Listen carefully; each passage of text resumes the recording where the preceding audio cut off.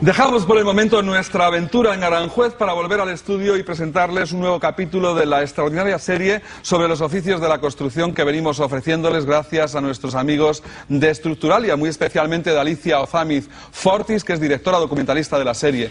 Recuerden, el noble oficio de la construcción.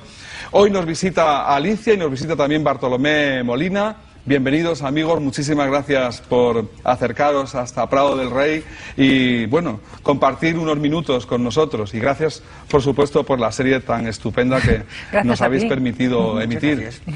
A mí se me ocurre, Alicia, una primera pregunta así a bote pronto, ¿no? Y sin que desvelemos lo que luego vamos a ver. ¿Hay cosas realmente en común entre, por ejemplo, lo que hacía un operario en tiempo de los romanos, hablemos del siglo I, así, ¿no? Cuando construía una calzada romana y lo que se hace hoy en una super autovía, yo qué sé, de estas de 4 o 5, ¿no? Carriles, sí, pues parecer... en ambos casos se conservan las carreteras, si no, no hubieran llegado hasta hoy, ¿no? Entonces, claro, la conservación tenía que existir igualmente. Otra cosa es que no tenían ni la misma maquinaria que ahora, ni muchísimo menos, ni los medios, y tampoco pasaba tantísimo automóvil, ¿verdad? El automóvil no existía. Entonces, en ese sentido, pues sí que podría decirse que hacían labores similares, pero con un qué igual y un cómo completamente diferente, claro. Bartolomé, tú eres ingeniero de caminos, de esto sabes todo. ¿Realmente había cosas en común o no había? Sí hay cosas en común. Por ejemplo, hay un rasgo muy característico de común y es que los romanos fueron los primeros que utilizaron la señalización en estos caminos, que es fundamental. De alguna forma estaban marcando, digamos, distancias y en algunas ocasiones incluso direcciones para que la gente que usaba ese tipo de calzadas supiera de alguna forma cómo dirigirse, ¿no? Entonces es un punto de referencia importante. Luego, en cuanto a, digamos, lo básico, en cuanto a la construcción, elementos constructivos, pues seguimos todavía procurando hacer una buena explanada, donde, de alguna forma, podamos la pavimentación del firme estar lo suficientemente, digamos, soportada, que no haya problemas y, bueno, pues también seguimos utilizando la técnica de diferentes capas para conformar, digamos, ese pavimento. O sea que sí que hay cosas que de alguna forma son... Bueno, ¿y en qué consiste exactamente, Bartolomé? Ya que además de ingeniero das clases, ¿no?, a los operarios, profesor de la conservación y explotación de las carreteras. ¿En qué consiste exactamente su trabajo? Bueno, su trabajo, como el propio nombre indica, operario COES, operario de conservación y explotación de carreteras, consiste en dos temas bien diferenciados. Trabajos de conservación son aquellos que, de alguna forma, tienen que ir dirigidos a que todos los elementos funcionales de la carretera, que son muchos, como por ejemplo la señalización, que es algo que ve el usuario de la carretera, estén conservados en unas condiciones adecuadas para que, de alguna forma, cumplan con la función correspondiente. O sea, todo elemento que nosotros encontramos en una carretera tiene una función determinada. Si no, no estaría. Entonces, esto por un lado. Por otro lado, tienen que hacer tareas propias de explotación. ¿Qué son las tareas propias de explotación? El objetivo es que el usuario circule por esa vía, por esa carretera, de la forma más cómoda posible, más segura posible y más fluida posible, evidentemente. Entonces, su trabajo está dirigido a conseguir, digamos, estos objetivos que acabamos de mencionar, ¿no? Alicia, tú eres doctora arquitecta y además eres profesora, pero también eres conductora, ¿no? Tú conduces. ¿Sí? ¿Conduces o no conduces? Sí, ¿Llevas coche o no? Afortunadamente. ¿Tú te fijas en las personas que están trabajando en la carretera, cuando vas en el coche te pasa como a los demás, que vamos al sitio pensando en nuestras cosas y no te haces la idea de la gente que pueda estar implicada, por ejemplo, en la construcción y el mantenimiento de una carretera? Pues no me fijaba y ahora me fijo. O sea, claro, no hay más remedio. O sea, en el momento en que te das cuenta de la importancia de esta gente, pues es que ya les veo por todas partes. O sea, y antes, sin embargo, no sabía que existían, ¿eh? Eso es cierto.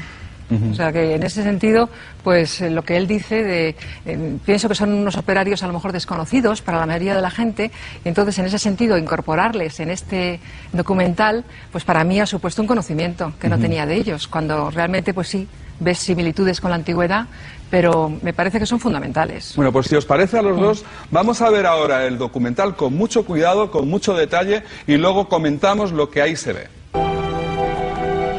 Algunas de las carreteras actuales aprovechan las rutas de calzadas romanas. Ello testimonia su excelente trazado y su sólida construcción. Si bien durante la vida de las vías romanas se realizaban constantes trabajos de mantenimiento y conservación. En España, muchas carreteras se basan en los trazados de la época de Carlos III, quien ya en el siglo XVIII impulsó la superintendencia de caminos, posadas y postas y la creación del cuerpo de peones camineros. Un siglo después, durante el reinado de Isabel II, vio la luz la Ordenanza de Policía y Conservación de Carreteras.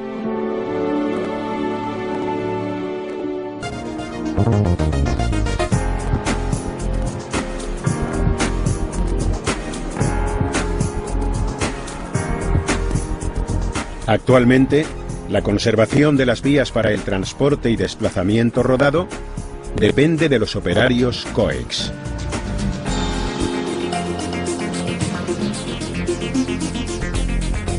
El objetivo principal de este oficio es asegurar una circulación lo más segura, cómoda y fluida posible,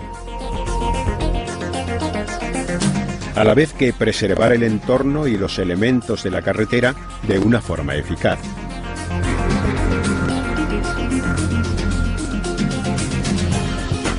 Para ello se desarrollan principalmente actividades de conservación, señalización y ayuda a la vialidad.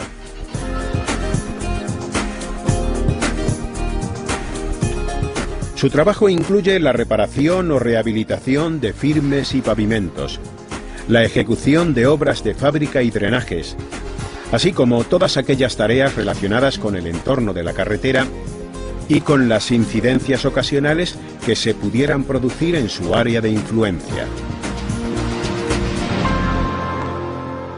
Acabamos de ver el capítulo de la serie El noble oficio de la construcción, dedicado a la conservación y explotación de carreteras, como siempre, estupendamente ilustrado por Alicia. Gracias, Alicia. Gracias. Oye, vamos a ver, ¿quedan cosas que aprender de la gente antigua esta que hacía la carretera esa, que iba desde una punta a otra punta del Asia Menor hasta el Asia, vamos, hasta la India o así, o no?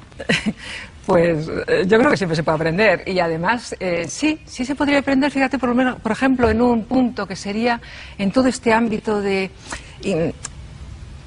meterse en todo lo que son rutas paisajísticas que están generalmente conservadas y muy protegidas, y ahí pues que el operario, ¿verdad? En principio pues está como que la conservación de todo ese ámbito que está cerrado, pues si se pudiera abrir, que nunca se sabe en un futuro, pues tenemos toda la experiencia de la antigüedad que seguramente se podría aprovechar pues para no alterar el entorno, para todo lo que es la protección medioambiental, porque toda esta gente lo hacía de una manera completamente natural. Claro que se puede aprender. Y habría un ámbito importante. La impresión que tengo, importante. Bartolomé, que siendo, vamos, no teniendo ni idea de esto, salvo lo que acabamos de ver en el documental, que ya creo que es una iniciación muy interesante, sí.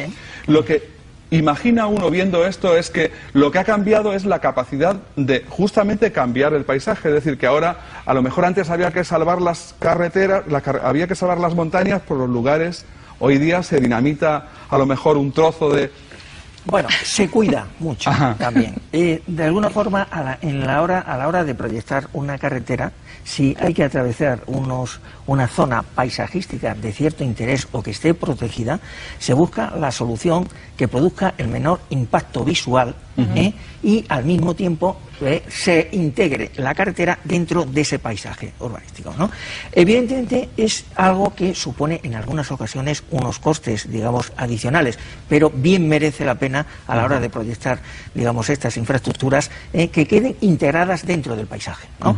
Evidentemente luego tiene su consecuencia que la conservación, de alguna forma, tiene que ir dirigida a una serie de operaciones que, de alguna forma, consigan, digamos, esa conservación de acuerdo con el medio ambiente. O sea que, de alguna forma, están, digamos, interrelacionadas, ¿no? Primero, proyecto, y segundo, la conservación correspondiente respetando ese medio ambiente. Otra de las cosas que yo creo que llama la atención después de ver el reportaje es, dice uno, a ver, ¿qué es lo que varía? Dices, varía el punto de vista desde el aire. Es decir, en la actualidad los aviones, ¿no?, pueden volar y nosotros podemos mirar desde por encima de las montañas y ver por dónde podríamos trazar a lo mejor una carretera. Eso no lo podían hacer ni los romanos ni los antiguos en general hasta el siglo XX. Bueno, no lo podían hacer, evidentemente, pero la verdad es que sabemos que los romanos eran auténticos ingenieros, tenían, digamos, una capacidad extraordinaria para la proyección, no solamente de, digamos, de carreteras. Tenemos ahí obras como el acueducto, muy próximo aquí de Segovia, es una auténtica obra de ingeniería, ¿no? Entonces, ellos intuitivamente tenían, digamos, unos conocimientos que hoy en día, bueno, pues evidentemente tenemos otros instrumentos que no disponían de ellos, pero que de alguna forma ayudaban a ese trazado. Ahora bien, tampoco se disponía en aquel entonces de la maquinaria que disponemos ahora. Por ejemplo, si nosotros tenemos un trazado muy sinuoso, hay que recurrir a lo mejor a hacer un túnel que de alguna forma proyecte esa carretera y no dé tanto la vuelta como vemos, digamos, en el vídeo, que lo vamos a ver, ¿no? Que bueno, de alguna forma perdona que te interrumpa, pero precisamente los romanos se caracterizaban por hacer trazados rectos. Y esas montañitas que tenemos en el vídeo es una singularidad. Eso es. En ese sentido son singularidades porque precisamente el tramo recto dicen que si no, pues eran los animales, ¿no? Ahí sí que es verdad que los trazados, ¿verdad?, como hemos comentado varias veces, eran tan, en ese sentido, tan prácticos, porque esa es la mentalidad romana, ¿no?, con tanta sensatez hechos que claramente muchas veces, como también dice en el vídeo, pues han aprovechado los trazados romanos. Pero ¿por qué se han aprovechado? No solamente por su mantenimiento, por esa forma de ejecución, sino porque estaban muy bien hechos. No los ponían en lugares pantanosos, los ponían en sitios donde podría ser un trazado lógico, ¿verdad?, y con un diseño que efectivamente es el que hoy día también se sigue haciendo, ¿no? Antes de que se nos acabe el tiempo, quisiera saber si es muy difícil formarse para ser un operario de conservación y explotación de las carreteras, si tiene recorrido el oficio, es decir, si uno puede ir mejorando poco a poco. Eso es.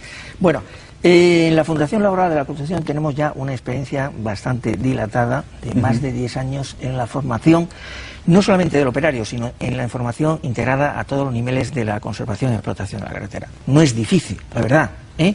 Hay toda una serie de cursos que están programados para alcanzar los diferentes niveles. Estamos hablando del escalón final, que es el operario COES, encima de él va el encargado COES, después va el técnico COES y el jefe COES, que de alguna forma es el responsable del centro de conservación. Desde el punto de vista de la Fundación Laboral, para el operario COES le ofrece 4 cursos diferenciados, ¿no?, que aproximadamente calculamos que entre 18 y 24 meses sería suficiente para alcanzar esa formación específica que tiene que tener el operario COES y que le diferencia de algún otro operario propio de los oficios de la construcción en nueva edificación, ¿no?, que venimos viendo en este. También se le ayuda bastante, puesto que estas clases, parte de las horas, cada curso dura 60 horas, son horas en las cuales pueden hacerlo en su casa. Algunas horas son presenciales y otras horas, de alguna forma, a través de tutorías por teléfono, o sea que están atendidos, ¿no? Al final se le exige, digamos, una prueba de evaluación, se le exige que hagan un trabajo, testimonio, digamos, del curso, y al final, bueno, pues la verdad que estamos obteniendo buen resultado.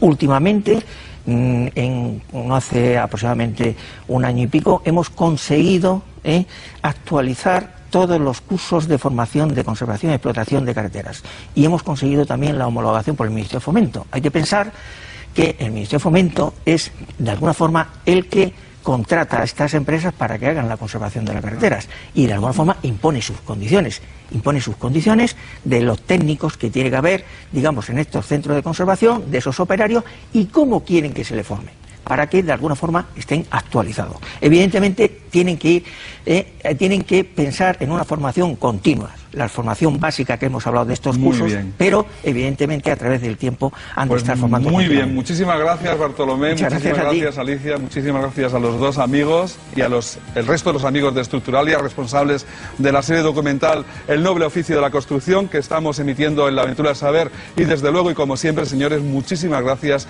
por acompañarnos. Les esperamos como siempre mañana miércoles, será también desde Aranjuez. Cuídense mucho.